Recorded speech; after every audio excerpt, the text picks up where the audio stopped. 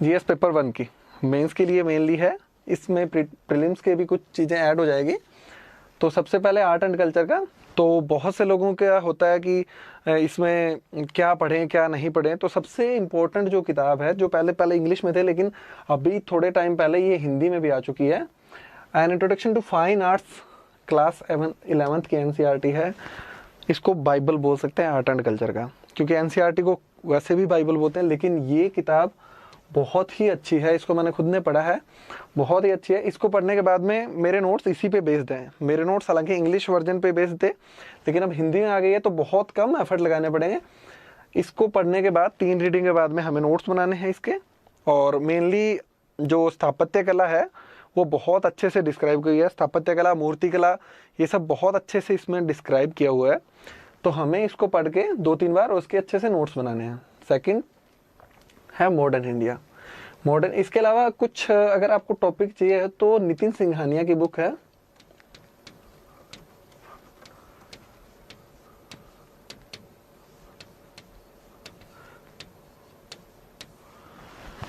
उसको यूज कर सकते हैं। कुछ टॉपिक जैसे इसमें पेंटिंग इतना अच्छे से एलाबोरेट नहीं किया हुआ, उसमें से कुछ पार्ट ले सकते हैं। एक चीज़ और मैं नोट लगा के बोलना चाहता हूँ, ये कुछ बुक्स हैं जो मैंने बहुत थोड़ी पढ़ी हैं, लेकिन मुझे ऐसा लगता है कि इनको पढ़ के और ज़्यादा बेनिफिट होगा, तो इसलिए मैंने कुछ ऐसी बुक भी इसमें डाली है जिसको पढ़ना चाहिए। हालांकि मैंने उनको बहुत सरसरी निगाह से देखा है। तो नितिन सिंघानिया से कुछ चीज़ें ऐड कर सकते हैं। उसके बाद में मॉडर्न इंडिया के लिए अगर हम बात करें तो मैंने सिर्फ एक बुक पढ़ी थी विपिन चंद्रा की, तो वो भी ओल्ड एनसीईआरटी क्लास 12th की। बहुत ही छोटी बुक है। अगर हम इसका ओरिएंट ब्लैक स्वान का अगर हम देखें तो सिर्फ 300 पेजेस का इसका मतलब छोटी सी एनसीईआरटी है, लेकिन इतना ज़बरदस्त इसमें लिखा हुआ है, हर टॉपिक इससे क्लियर हो जाएंगे। प्लस अगर किसी को और कुछ चीज़ें पढ़नी है, जैसे 1857 से पहले के जो भी रिवोल्ट हुए थे, विद्रोह हुए थे, या कांग्रेस से पहले की संस्थाएं थी, इनसे जनरली प्रीलिम्स में क्वेश्चन पूछते हैं, तो उसके लिए स्पेक्ट्रम यूज़ कर सकते हैं। स्पेक्ट्रम में इन दोनों टॉपिक पे बहुत अच्छा दिया हुआ है, तो स्पेक्ट्रम से ये 2 टॉपिक भी अच्छे से कवर हो जाएंगे। और जैसे जो एक 1940s के बाद में जो क्रिप्स मिशन हुआ था, या फिर उसके बाद में जितने भी समझौते, जैसे शिमला समझौता, वेवेल समझौता, ये सभी अगर हमें पढ़ने हो तो स्पेक्ट्रम से हम पढ़ सकते हैं, क्योंकि उसमें काफ़ी अच्छे से दिया हुआ है। बाकी मेंस के लिए तो मुझे लगता है कि ये मोर देन सफिशिएंट है। उसके बाद में पोस्ट इंडिपेंडेंस इंडिया के लिए क्लास 12th की एनसीईआरटी आती है, उसका नाम है आधुनिक भारत में राजनीति। उसमें डिटेल्ड इंडिया के इंडिपेंडेंस से लेके क्या क्या समस्याएं थी, इकोनॉमिक, पॉलिटी, सब समस्या थी, देश के इंटीग्रेशन की समस्या थी, सब बहुत अच्छे से डीपली एक्सप्लेन्ड उसमें किया हुआ है। तो वो छोटी सी बुक है एनसीईआरटी, उसको बार बार पढ़ना है, ये पोस्ट इंडिपेंडेंस इंडिया का भी पोर्शन कवर हो जाएगा। वर्ल्ड हिस्ट्री के लिए एनसीईआरटी वो है अर्जुन देव।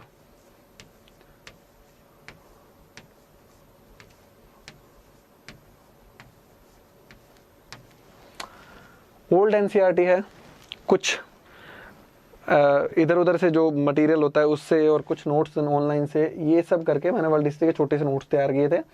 लेकिन ये अर्जुन देव जो है, ये रेनेसा से लेके मतलब पूरा का पूरा डिटेल्ड एनालिसिस बताती है। अमेरिकन रेवोल्यूशन, फ्रेंच रेवोल्यूशन, पूरा जो सिलेबस में है डिटेल्ड उसको ये कर देती है। और बहुत थोड़ा सा लिखा हुआ, जैसे वर्ल्ड हिस्ट्री में क्वेश्चन भी आते हैं तो बहुत 150 मार्क्स का आएगा, और बहुत ज़्यादा डीपली नहीं पूछते, वो जनरल क्वेश्चन पूछते हैं। तो उसके लिए बेस्ट एनसीईआरटी है। इसको पढ़ने के बाद में मुझे नहीं लगता वर्ल्ड हिस्ट्री को पढ़ने की नीड है। वैसे भी जैसे पिछले साल तो एक भी क्वेश्चन नहीं आया, इस बार एक आधा क्वेश्चन आया था, पर वो बहुत सिंपल था, अमेरिकन एंड फ्रेंच का थोड़ा सा पूछा हुआ था। तो अर्जुन देव मतलब मोर देन इनफ है। उसके बाद में ज्योग्राफी पे बात करें तो ज्योग्राफी में जो न्यू एनसीईआरटी है 6th to 12th more than enough है। लगभग सिलेबस इसमें से कवर हो जाता है। कुछ डिजास्टर का पार्ट या कुछ करंट से रिलेटेड, जैसे करंट में कुछ भी हो जाता है, जैसे इस साल पोलर वोर्टेक्स था तो बहुत इंपॉर्टेंट था, तो पोलर वोर्टेक्स हम मतलब ऑनलाइन या फिर जो करंट के मटेरियल है वो हो जाता है। तो ये मतलब ज्योग्राफी के लिए 6th to 12th एनसीईआरटी पर अगर हम कमांड कर लेते हैं तो मुझे नहीं लगता कि हमें कुछ और पढ़ने की ज़रूरत पड़ेगी। इसी तरीके से इंडियन सोसाइटी के लिए आपको थोड़ा गूगल की या ऑनलाइन रिसोर्स की नीड पड़ेगी, कुछ ऑनलाइन रिसोर्स आपको लेने पड़ेंगे, कुछ ऑनलाइन वीडियोस देखने पड़ेंगे, प्लस 11th और 12th की जो इंडियन सोसाइटी की एनसीईआरटी है वो हमें पढ़नी ही पड़ेगी, क्योंकि बहुत अच्छा एलोबरेट किया हुआ, और अभी पिछले 1-2 साल में तो यूपीएससी जिस तरीके से क्वेश्चन दे रहा है वो इससे बहुत अच्छे से डील हो जाएंगे। तो ये हुआ जीएस पेपर फर्स्ट। उसके बाद में बात करेंगे जीएस पेपर 2 की। बहुत छोटी बुक लिस्ट है, जिसमें पॉलिटी के लिए तो मतलब वन एंड ओनली है ये एम लक्ष्मीकांत, मतलब कंप्लीट सिलेबस पूरा कर देती है पॉलिटी का, बिल्कुल ज़रूरत नहीं पड़ती हम कुछ और भी देखें। सिर्फ एक किताब इसको बार बार पढ़ना है। बहुत लोग बोलेंगे कि ये डीडी बसु पढ़ लो, ये पढ़ लो, मतलब बहुत अच्छी किताबें हैं, लेकिन जब आपको एक बुक में सब चीज़ें कवर हो रही है तो मेरे हिसाब से लक्ष्मीकांत का कोई सानी नहीं है इसमें। तो लक्ष्मीकांत हमें पढ़नी है अच्छे से, बहुत अच्छी बुक है, सारी चीज़ें बहुत अच्छे से एक्सप्लेन्ड है, और हिंदी में मतलब अच्छी हिंदी है। कुछ चैप्टर्स 1-2 में थोड़ा सा समझने में दिक्कत आती है, जैसे सिटीजनशिप का जो चैप्टर है उसमें समझने में दिक्कत आती है, तो वो थोड़ा आप और कोई रिसोर्स से उसको थोड़ा करेक्शन कर लें। बाकी बहुत अच्छी किताब है। प्लस करंट अफेयर तो होते ही हैं, जो पॉलिटी तो सीधी सी बात है डायनेमिक सब्जेक्ट है, तो करंट अफेयर हमें करने पड़ते ही हैं। सोशल इश्यूज़ का है तो उसमें जो इंडियन सोसाइटी का हमने पार्ट किया था एनसीईआरटी से, वहाँ से करना है। प्लस करंट के जो भी इश्यूज़ हैं, उसके अलावा सोशल इश्यूज़ तैयार करने का सबसे अच्छा वे है कि जितने भी सेक्शंस हैं, जैसे वीमेन है, या फिर दिव्यांग सेक्शन है, दलित सेक्शन है, एससीज हैं, एसटीज हैं, जितने भी सेक्शन हैं उन सब, बच्चे हैं, या फिर जो जिसमें बोलते हैं कि किशोरों की समस्याएं होती है, तो जितने भी सेक्शंस हैं उसमें हमें तैयार करना होता है कि सबसे पहले तो व्हाट मतलब उसकी डेफिनेशन, फिर उसके टाइप्स मतलब उसके बारे में एक्सप्लेन, फिर उनकी क्या समस्याएं हैं, प्रॉब्लम्स, फिर उसके बाद में गवर्नमेंट मेजर्स, फिर लैक्यूनस, फिर वे फॉरवर्ड। इस तरीके से इनको प्रिपेयर करना होता है अपन को। तो ये आप इससे लेके और करंट से हम सारे सेक्शंस का अलग अलग हमें तैयार करना पड़ेगा। जब बात आती है आईआर की, तो आईआर तो मैंने किया था, तो इसके बेसिक्स थे वो मेरे कुछ सीनियर्स ने करवाए थे। जो बेसिक्स आईआर की अप्रोच होती है वो मेरे सीनियर्स ने कराए थे। उसके अलावा newspaper, article, magazine, Rajya Sabha TV discussion, ये बहुत ज़रूरी है। हिंदू में काफ़ी अच्छे आर्टिकल्स आते हैं इससे रिलेटेड, तो ये बहुत अच्छी चीज़ है। तो इसके लिए कोई बुक तो मैं मतलब रेफ़र करूँगा नहीं, और शायद पढ़नी भी नहीं चाहिए। इसकी अप्रोच पता होनी चाहिए, उसके बाद में करंट से उसको अपडेट करते रहना पड़ता है, और एक बैलेंस ट्रेंड होना चाहिए। सबसे बड़ी बात है जो MEA है, मिनिस्ट्री ऑफ एक्सटर्नल अफेयर्स की वेबसाइट है,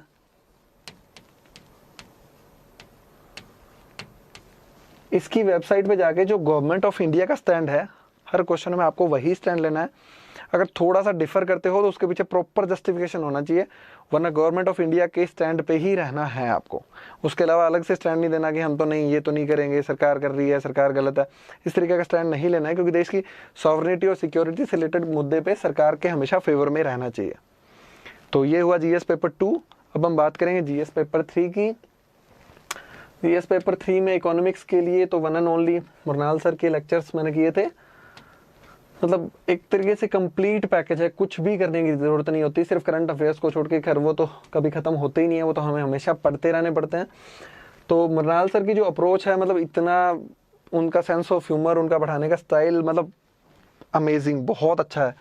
तो इनके किए थे, प्लस करंट अफेयर से तो हमें अपडेट रहना ही पड़ता है। उसके बाद बात आती है इन्वायरमेंट की। इन्वायरमेंट के लिए एक एनसीईआरटी बायोलॉजी की आती है, इसके कुछ चैप्टर्स हैं जिसमें इन्वायरमेंट के बेसिक्स हमें बताते हैं कि जैसे कौन से घटक होते हैं, जैविक, अजैविक घटक, पोल्यूशन, क्लाइमेट चेंज, ये सब। प्लस करंट अफेयर्स है ना, वो बहुत ज़रूरी है, क्योंकि करंट अफेयर्स में जैसे जितने भी जलवायु परिवर्तन से संबंधित जो भी वार्ताएं होती है, समिट होती है, सम्मेलन होते हैं, COP20, COP21, Paris climate agreement, जितने भी हैं उन सबको हमें करंट अफेयर से करके और उनके अच्छे नोट्स बनाने हैं। प्लस इन्वायरमेंट एक चीज़ बहुत तैयार करने की जरूरत है, जो ऑर्गेनाइजेशंस है इन्वायरमेंट से रिलेटेड, प्लस एक्ट्स, प्लस ये ऑर्गेनाइजेशन इंडिया और मतलब बाहर दोनों के, और जितने भी एक्ट है इन्वायरमेंट से related, plus personality plus movement, इन सबको अच्छे से याद करना पड़ेगा क्योंकि इनमें से क्वेश्चन आते हैं इन्वायरमेंट में, हर साल आते हैं और आगे भी आएंगे। तो इन्वायरमेंट की ये अप्रोच है। साइंस एंड टेक्नोलॉजी के लिए मैंने कोई बुक नहीं पढ़ी थी। साइंस एंड टेक्नोलॉजी के लिए इंटरनेट का बहुत यूज़ किया था मैंने, गूगल का स्पेशली, हर चीज़ के पढ़ने के लिए। बेसिक चीज़ें जैसे नैनो टेक्नोलॉजी क्या होती है, ठीक है, मतलब समझ आ गया। अगर समझ नहीं आती तो फिर आपको कोई वीडियो वगैरह देखनी पड़ेगी यूट्यूब का, प्लस करंट मैगजीन और आर्टिकल्स। ये साइंस और टेक्नोलॉजी, जैसे हिंदू में शायद थर्सडे को आता है कोई आर्टिकल, तो उसका मैं हिंदी ट्रांसलेशन देखता था। ये आपको साइंस एंड टेक्नोलॉजी का करना पड़ेगा। कोई बुक मतलब ना ही पढ़ें तो ठीक रहे, क्योंकि बहुत आउटडेटेड बुक होती है, बहुत एक्स्ट्रा मतलब जानकारी उनमें होती है, इतनी एग्ज़ाम डिमांड नहीं करता। और इसमें पेपर थर्ड का एक पार्ट है इंटरनल सिक्योरिटी। इसमें भी सेम साइंस एंड टेक का अप्रोच था। इंटरनेट से कुछ चीज़ें की थी, प्लस करंट अफेयर किए थे। इसके नोट्स बनाए थे मैंने खुद से, क्या क्या दिक्कतें हैं क्या नहीं है। साइंस एंड टेक्नोलॉजी और इंटरनल सिक्योरिटी का यही अप्रोच है। एक इसमें डिजास्टर मैनेजमेंट का भी आता है, तो वो ज्योग्राफी की एनसीईआरटी है, उससे कवर हो जाता है। बहुत ज़्यादा कुछ नहीं है डीएम में, मतलब हम लोग करंट में जितना भी पढ़ते हैं, कहीं बाढ़ आ रखी है तो क्या उसके लिए हमें मेजर्स लेने चाहिए, इसके 2-3 एक्ट हैं, पॉलिसी हैं, उनको ढंग से पढ़ लें तो मतलब ये कंप्लीट हो जाता है, और ज़्यादा कुछ करने की ज़रूरत तो पड़ती नहीं है। और फाइनली एथिक्स पेपर 4 जो बहुत ही ज़्यादा ज़रूरी है, और इसके लिए मतलब हिंदी मीडियम के लिए तो कम से कम इस पर बहुत ज़्यादा फोकस देने की ज़रूरत है। इसके लिए मैंने ऑफलाइन कोचिंग की थी, 7 डेज़ क्रैश कोर्स, उसके नोट्स पढ़े थे मैंने, प्लस ऑनलाइन वेबसाइट का यूज़ किया था हर टर्मिनोलॉजी के लिए, जैसे जितनी भी है, इंटीग्रिटी, कंपैशन, जो भी इसमें जितनी भी आती है, स्पिरिट ऑफ सर्विस, ये सारे, प्लस एटीट्यूड की डेफिनेशन है, एप्टीट्यूड की है, इमोशनल इंटेलिजेंस है, केस स्टडीज़ है, इन सब के लिए ऑनलाइन वेबसाइट का यूज़ किया था। और जो कोचिंग क्लास मैंने क्रैश कोर्स किया था उनके नोट से मैंने एथिक्स कंप्लीट किया। तो एथिक्स के लिए सबसे ज़रूरी है एग्जाम्पल्स।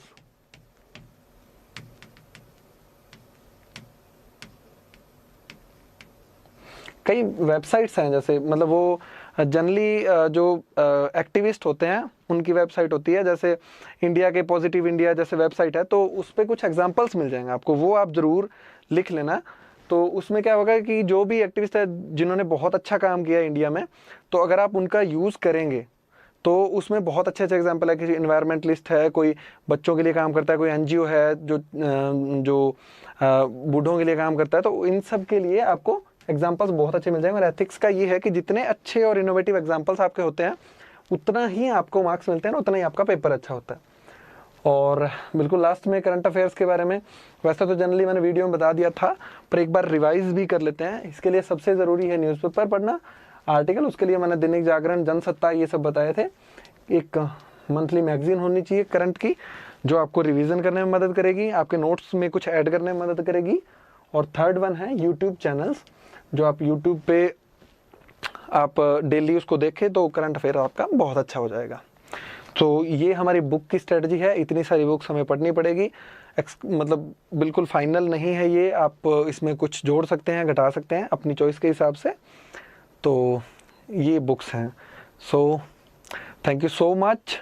फाइनली अगर आप अनअकैडमी प्लस पे सब्सक्राइब करते हैं तो सिहाग कोड को अप्लाई करें और डिस्काउंट पाएँ। इसके अलावा please like, share and subscribe Unacademy Studios.